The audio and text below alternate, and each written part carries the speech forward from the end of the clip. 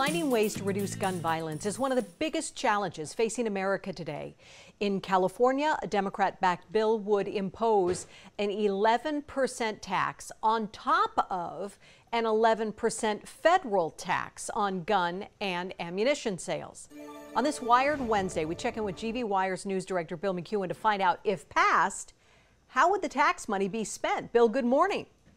Good morning, Kim. This is a very interesting subject, and at GV Wire, we regard gun violence as a big issue in America. So we track it and try to report on it from both sides, from both perspectives. Thanks for having me on this morning. If this bill passes, it would raise $160 million. And kind of the rationale for the bill is that the average gun violence homicide in California costs taxpayers about $2.5 billion. So the idea is with higher taxes on guns, perhaps there would be fewer guns bought in California. And also, I think if someone pays more for a gun, perhaps they would take better care of it, take extra steps to make sure that it doesn't get stolen. That's the Democratic idea. Of that $160 million it would raise, $75 million would go for gun violence prevention programs in California. $50 million would go into mental health services and improve school safety measures.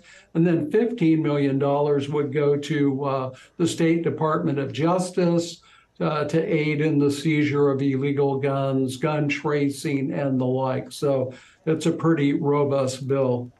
Okay, so on one hand, it sounds like it could really help, maybe, with crime.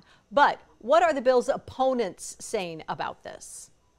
So primarily, we have organizations like the National Shooting Foundation, the NRA, the California California Waterfowl Association. And they're saying that, you throw a sales tax on top of this. In California, it would amount to about a 30% tax on a gun. That's going to discourage hunters and shooters. It's an unfair burden.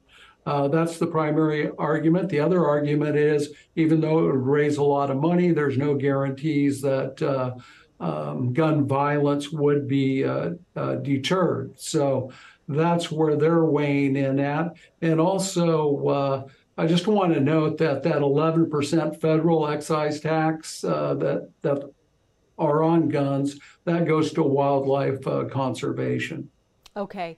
Now, is there any chance then that this could promote more gun buying on the black market?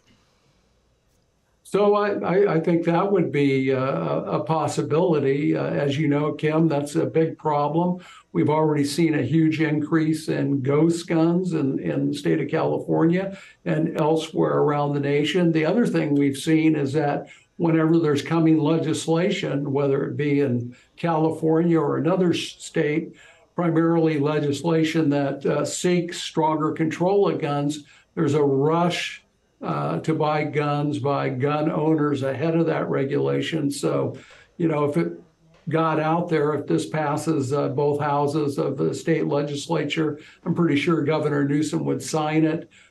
People would pay attention and probably buy more guns, hoping to evade this tax. All right. Well, we will follow this legislative journey for sure to see what happens. Bill McEwen, thank you very much joining us from GV Wire on this Wired Wednesday morning.